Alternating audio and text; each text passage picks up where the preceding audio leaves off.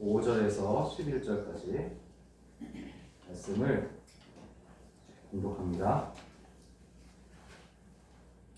내가 나의 영을 주의 손에 부탁하나이다.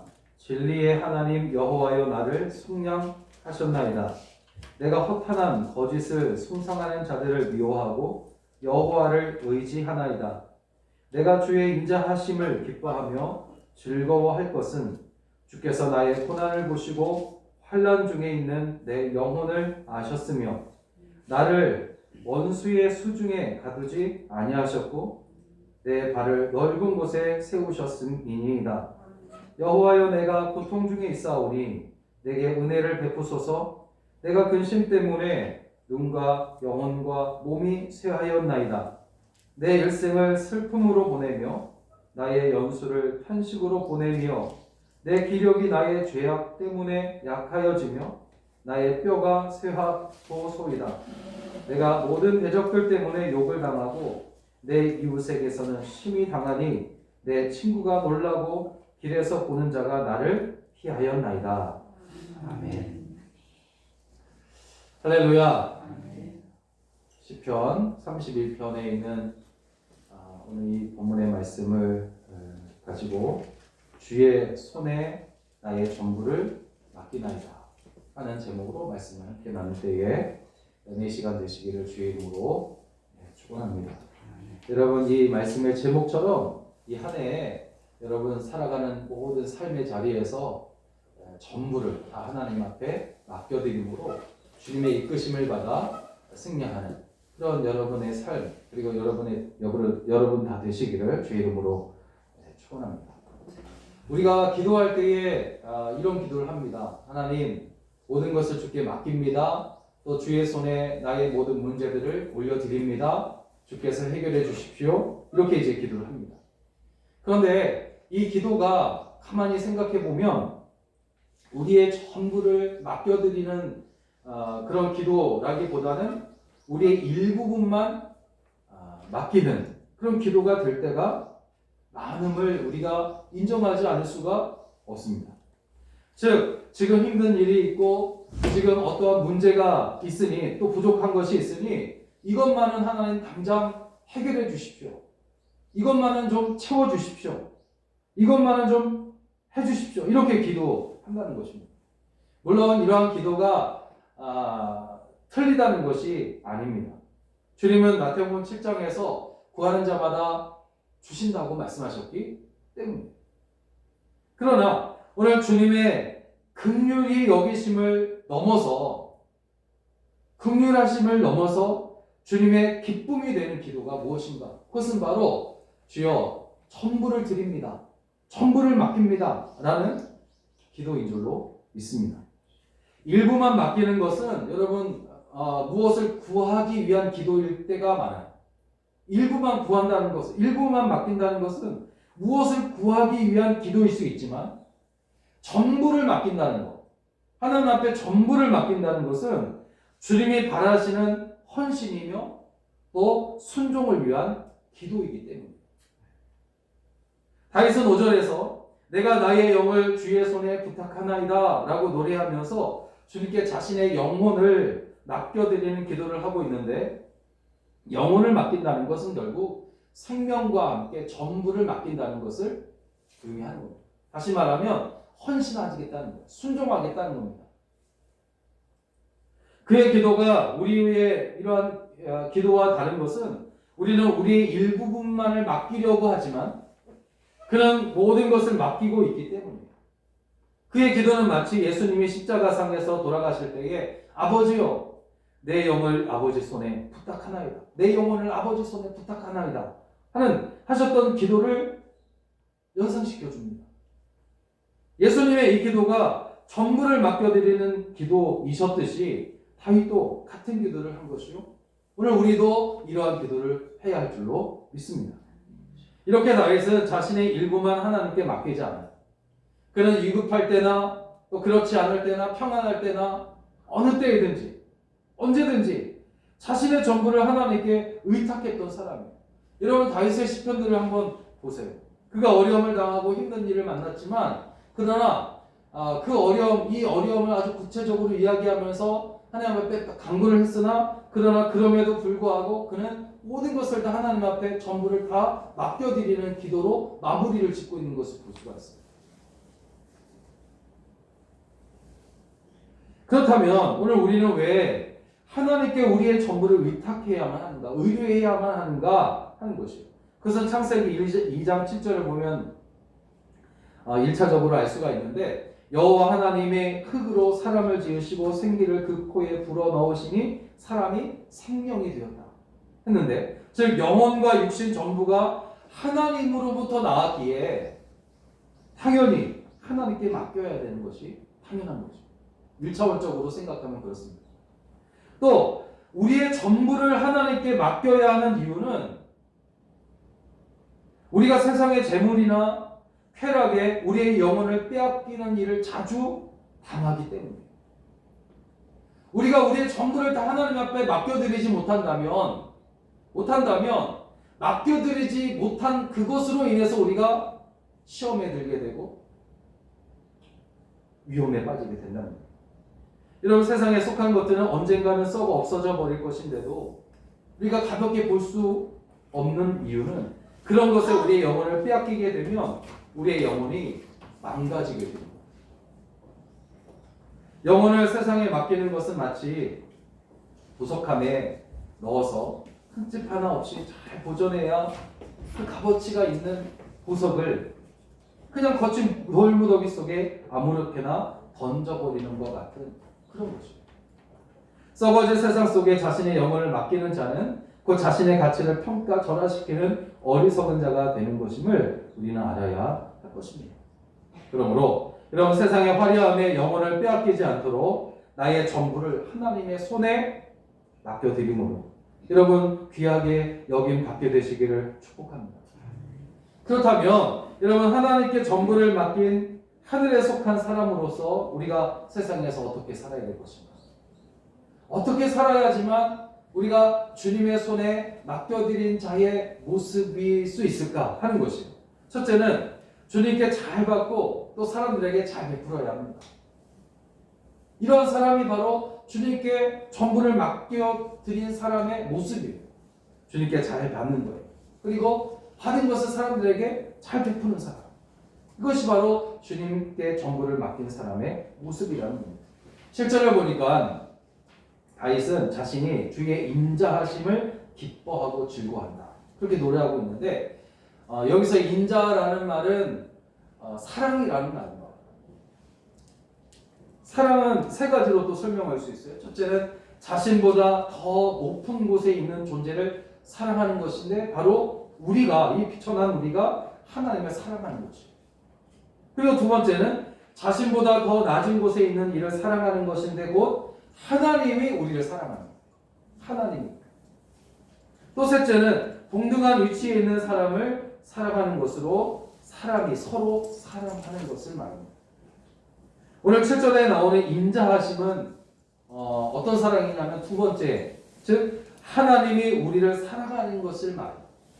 다시 말하면 높이 계신 하나님께서 가장 낮고 천한 우리를 사랑하는 것, 그것을 말하거든요. 그러니까 다윗은 지금 하나님께서 낮고 비참한 자신을 사랑하시는 것에 대해서 기쁨의 노래를 부르고 있는 거예요.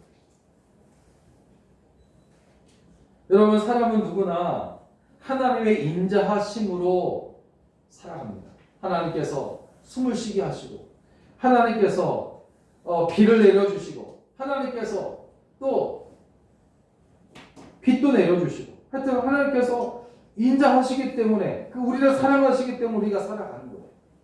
하나님의 인자하심이 없이 살아갈 수 있는 존재는 그래서 아무도 없습니다. 특별히 오늘 우리 성도들은 하나님의 이러한 인자하심으로, 그 사랑하심으로 말미암아 죄와 사망에서 우리가 구원을 받았고, 그뿐 아니라 세상에서 끊임없이 위험을 받고 있지만 그럼에도 불구하고 우리가 안전하게 살아가고 있는 거예요. 그것이 다 우리를 사랑하시는 하나님의 그 인자하심 때문입니다. 우리는 이러한 하나님의 인자하심에 대해서 늘 감사하는 마음으로 기뻐하며 살아가야 될 줄로 믿습니다. 그렇지만 인자하심에 감사하는 것을 우리가 해야 할 일을 다 했다라고 생각해서는 안 된다는 거죠.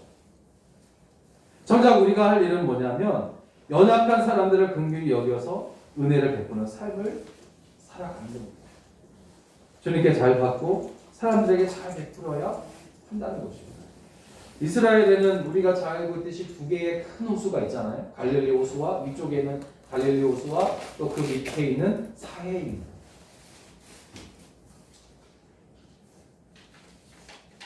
그런데 갈릴리 호수는 북쪽 헬본산이라는 곳에 눈이 녹아서 내려오는 그 물로 물을 받습니다. 그런데 받아서 그대로 모아놓지 않냐고 그대로 이제 사해로 흘려보내잖아요. 그리고 그 물은 사해라고 불리는 아주 큰 호수에까지 이르게 되는데 갈릴리 호수는 이렇게 물을 받아 다시 아래로 내려 보내는 일을 계속 끊임없이 하기 때문에 그 물이 깨끗해요.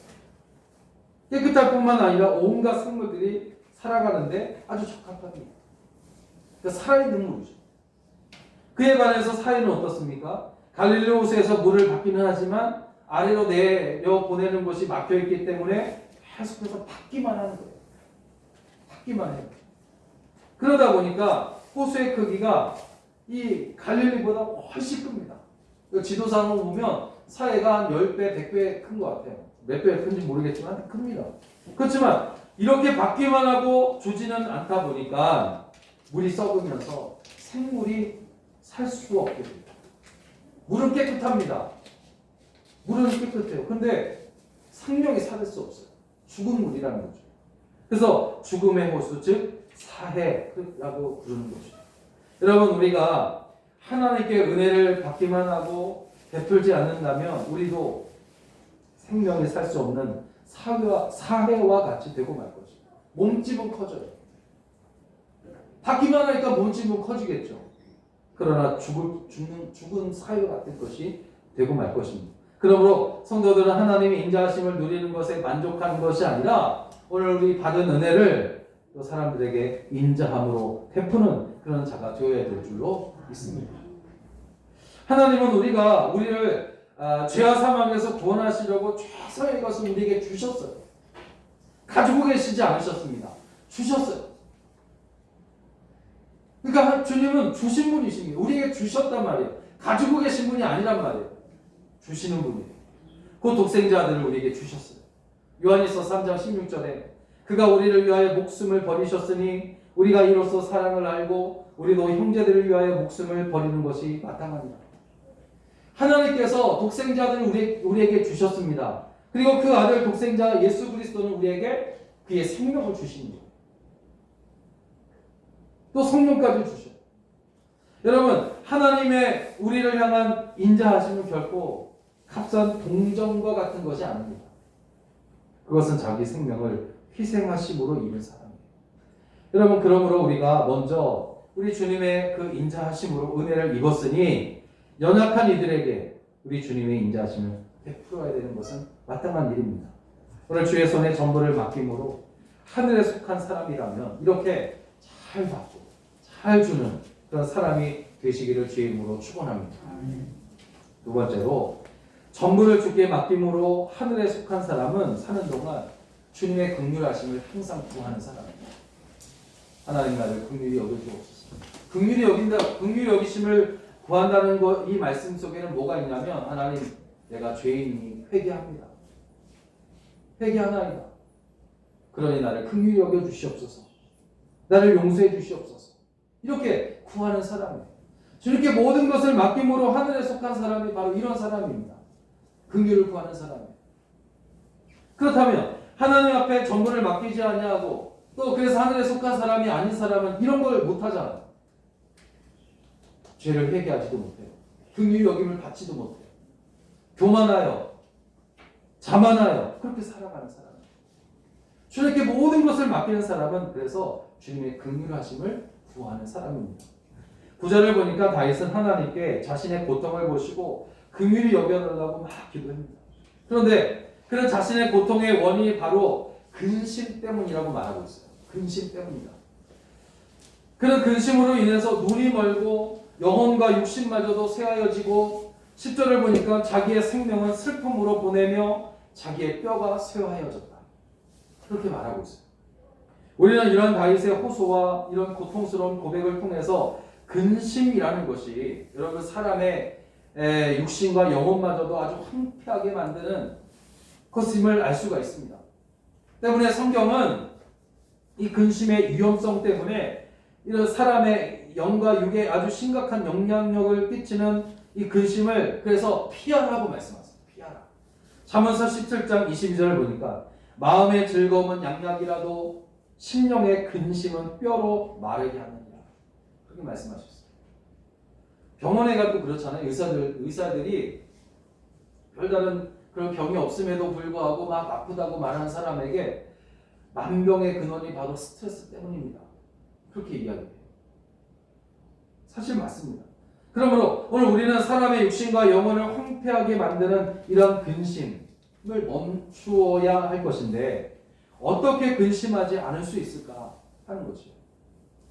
근심은 대개 자기의 힘으로는 도저히 이걸 감당하지 못했을 경우에 나타나는 현상이거든요. 딱 보니까 내가 할 수 없어요.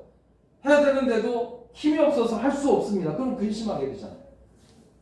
그런데 만약 그 문제가 자기 힘으로 얼마든지 해결할 수 있는 것이라면 근심할 이유는 없잖아요. 없지 않습니까? 그 경우에는 오히려 문제 앞에서도 내가 이거 문제가 있는데도 불구하고 내가 능력이 있으니 내가 할 수 있어 하면서 문제 앞에서도 여유로울 수가 있어요. 그러나 문제는 뭐냐면 문제가 자기의 능력 밖의 것이라면 그렇게 판단되면 그때부터는 더 이상 즐길 수도 없어요. 여유를 비울 수도 없어요. 마음의 근심만 쌓이게 됩니다. 그런데 바로 그때 그 문제를 해결할 수 없어서 근심하고 있는 자기를 대신해서 그 문제를 해결하여 줄 확실한 존재가 있다면 놀랍게도 언제 그랬느냐는 듯이 근심은 사라지게 되고 마음의 평화가 찾아오게 됩니다. 믿는 우리에게 문제를 해결해 주실 분이 있지 않습니까? 그분은 든든한 보호자가 되고 위로자가 되셔요. 우리가 도움을 요청하기만 하면 응답하는 것을 기뻐하시는 분이세요. 그런데 우리가 구하지 않으니까 없는 거예요. 그러므로 여러분 우리가 하나님을 믿고 의뢰한다면 어떠한 문제가 앞에 있어도 근심하지 않을 수가 있어요. 11절을 보니까 다윗이 내가 모든 대적들 때문에 욕을 당하고 내 이웃에게는 심히 당하니 그렇게 말하는 것을 보면 대적들과 이웃에게까지 비난과 괴롭힘을 당하는 것으로 인해서 큰 근심 가운데 있다는 것을 우리가 알 수 있습니다. 만약 하나님께 긍휼을 구하지 않아서 긍휼하심을 받지 못했다면 그는 몸과 영혼에 아주 큰 상처를 입고는 살 수 없게 되었을지도 모를 일입니다. 그의 고백과 같이 모든 것이 쇠화해지고 또 그 상태로 그냥 끝나고 말았을 것이에요. 하나님의 긍휼하심을 구하지 않았다면. 그러므로 어떠한 일이 있어서 하나님을 신뢰하고 근심하지 어떠한 일이 있어도 여러분 하나님을 신뢰하고 그로 인하여 근심하지 않게 되시기를 주의 이름으로 축원합니다. 하나님은 우리와 항상 함께하며 도우실 것을 약속해 주셨어요. 이미 부르짖으면 응답하신다는 것 역시 이미 약속하셨어요. 이것을 우리가 신뢰해야 합니다. 신뢰하는 사람이 어떤 사람이에요? 주님께 모든 것을 맡기는 사람, 전부를 맡기는 사람. 우리에게 이에 대한 확신만 있다면 근심할 이유는 사실 아무것도 없습니다. 우리 마음에 근심이 있다는 것은 무엇입니까? 바로 하나님에 대한 전적인 신뢰가 없음을 의미하는 것이요. 냉정하게 말하면 우리 마음에 근심이 가득하다는 것은 하나님께 전부를 맡기지 못하고 있다는 것을 의미할 것입니다. 그러므로 하나님께 전부를 맡겼다면 오늘 하나님의 긍휼이 여기시는 믿음으로 사는 동안 근심 중일지라도 오히려 여유로울 수 있게 되시기를 주의 이름으로 축원합니다. 축원합니다. 마지막으로 주의 손에 전부를 맡긴 사람은 언제나 주님께 도움을 구할 줄 아는 사람입니다. 반대로 말하면 그렇잖아요. 반대로 말하면 주님 손에 전부를 맡기지 않는 사람은 주님께 도움을 구하지 않아요. 11절을 보니까 다윗은 내가 모든 대적들 때문에 욕을 당하고 내 이웃에게는 심히 당하니 내 친구가 놀라고 길에서 보는 자가 나를 피하였나이다. 탄식하고 있어요. 다윗은 그의 수많은 대적들로 인해서 고통을 당합니다. 그런데 그런 대적의 괴롭힘 때문에 고통당한 것만 아니라 오히려 말씀해 보니까 가까운 이웃들과 친하게 지내던 친구들이 자신을 피하는 거예요. 여러분 그것을 한번 생각해 보세요. 가깝게 지내던 사람들이 자기를 피해요. 아마 그것이 그에게 더 큰 마음의 고통이 되었을 것입니다. 사람이 여러분 어려움을 당하게 되면 일단 자기를 잘 알아주는 아는 사람들로부터 도움과 위로를 받기를 원하잖아요. 그죠? 근데 그것은 누구나 가지고 있는 생각입니다. 다윗도 마찬가지예요. 연약한 인간이기에 분명 이러한 마음이 있었을 것이란 말이에요. 누가 나를 좀 위로해 줬으면 좋겠다. 다윗도 자기의 친구들과 가까운 이웃의 도움과 위로를 기대하고 있었습니다. 그러나 원수들에게 고통을 당하는 것을 본 그의 친구들과 이웃은 다윗을 돕고 위로하기는커녕 도리어 놀라며 다윗을 슬금슬금 피해갑니다. 너무 슬프잖아요. 그렇게 다윗은 철저하게 위험합니다. 그들은 아마도 다윗을 돕게 되면 자신들도 대적들의 괴롭힘을 당하고 불이익을 받게 될 것이라고 생각하고 외면하였을 것입니다. 만일 다윗이 당하는 고통이 반역자들로부터 인한 것이라면 다윗을 돕는 것은 자신들도 반역자가 되는 것을 의미하는 것이기에 가까이 하지 않고 피하려고 했던 것 같아요. 이렇게 사람들은 자신이 고통을 당하고 있거나 당할 것이라고 생각되면 내 크고와 석자다 라고 하면서 다른 사람의 고통을 이해해주거나 돌아보려고 하려는 그런 마음을 가질 수가 없게 되는 거예요. 내 크고와 석자이기 때문에. 이런 경우는 동방의 의인 욥을 통해서도 우리가 확인할 수가 있어요. 욥은 동방의 의인으로 경건한 삶을 살아서 하나님께서 의롭다고 인정할 정도 아주 귀한 사람이에요. 그런데 그가 사탄의 시기를 받아서 극심한 재앙을 당하게 되잖아요. 그러자 그의 친구들이 그 소식을 듣고 욥을 위로하고자 한 걸음에 달려옵니다. 그런데 욥을 본 친구들은 위로하기보다는 도리어 욥을 막 정죄해요. 네가 무슨 죄를 지었기 때문에 징계를 받는 거다. 욥이 죄로 인하여 하나님께 징계를 받고 있으면서도 회개하지도 않고 오히려 불평하고 탄식한다는 것이에요. 이게 친구들의 이야기예요. 이러한 친구들의 태도가 욥을 얼마나 괴롭게 했는지 모릅니다. 그렇게 믿었던 친구들이에요. 욥의 그 당한 고통을 보고 먼 길을 한 걸음으로 달려온 친구들이라면 정말 친한 친구들인데 그 친구들이 와서 말하는 것을 보면 정죄하는 거예요. 얼마나 괴롭겠습니까? 육신의 고통도 고통이지만 그의 친구들의 그 무정한 태도가 더욱 그를 고통스럽게 했어요. 그렇다면 여러분 가만히 생각해 보세요. 친구들이 이렇게 욥을 위로하지 않고 정죄했던 이유는 무엇일까? 진짜 욥이 죄를 지었다고 생각했기 때문이었을까? 사실 그게 아니에요. 그게 아닙니다. 여러분 정죄했던 친구들이 이렇게 욥을 위로하지 않고 정죄했던 이유는 그들이 욥의 고난의 원인을 몰랐을 뿐만 아니라 욥의 고통을 진정으로 이해하려 하지 않았기 때문입니다. 더 중요한 것은 욥을 위로하게 되면 괜히 자신들도 욥과 같은 재앙을 받을 것을 두려워하기 때문입니다. 결국 욥은 19장 19절에서 나의 가까운 친구들이 나를 미워하며 나의 사랑하는 사람들이 돌이켜 나의 대적이 되었구나 하면서 하나님. 아마 다윗도 같은 심정이었을 것입니다. 그래서 여러분 그는 하나님께만 자신의 괴로움을 아뢰며 도움을 구함으로 하나님만이 진정한 도움과 위로가 됨을 강조하고 있는 것이죠. 여러분 하나님만이 고통당하는 자의 고통과 어려움을 당하는 자의 그 어려움을 이해하시고 받아주시는 완벽한 친구가 되시는 줄로 믿습니다. 하나님은 우리가 고통을 당할 때 머리를 돌리시는 분이 아니란 말이에요. 오히려 적극적으로 나서서 고난 당하는 자를 도우십니다. 하나님은 인생과 같이 간사하지 않으시기에 당신을 찾는 자와 영원히 함께하세요. 도움을 구하는 자에게 영원히 도움을 주십니다. 우리를 위해 당신의 아들까지 희생시키신 분을 우리가 어찌 믿고 의리하지 않을 수 있겠냐 이거죠. 그러므로 도움이 필요하고 위로가 필요할 때 오늘 우리 주님께 나아가시길 바랍니다. 변하기 쉽고 사람의 고통을 이해할 수 없는 일을 바라보는 자는 금방 실망하게 되며 또 고통만 키우게 될 것입니다. 주님께 전부를 맡긴 사람은 그래서 다른 곳이 아니라 주님께 나아가 위로를 구하는 사람입니다. 사랑하는 여러분, 우리는 예수를 믿음으로 구원받아 천국 시민권을 받은 하나님의 백성이지만 동시에 죄악으로 가득한 세상에서 살아가고 있는 중입니다. 근심과 염려로 가득한 세상에서 기쁨과 즐거움으로 살 수 있는 비결은 다른 데 있잖아요.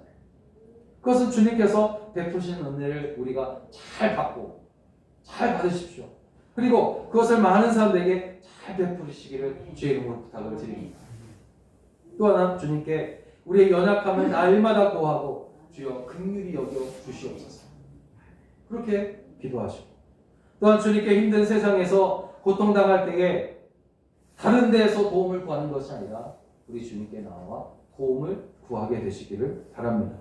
이렇게 주님을 바라보며 그렇게 살아갈 때에 고통이 많은 세상일지라도 오히려 기쁨과 즐거움으로 살게 될 줄로 믿습니다. 하나님께 전부를 맡김으로 하나님의 택한 백성이 되었다면 바로 이러한 삶을 이 한 해도 살아가게 되시기를 주의 이름으로 축원합니다. 기도하겠습니다.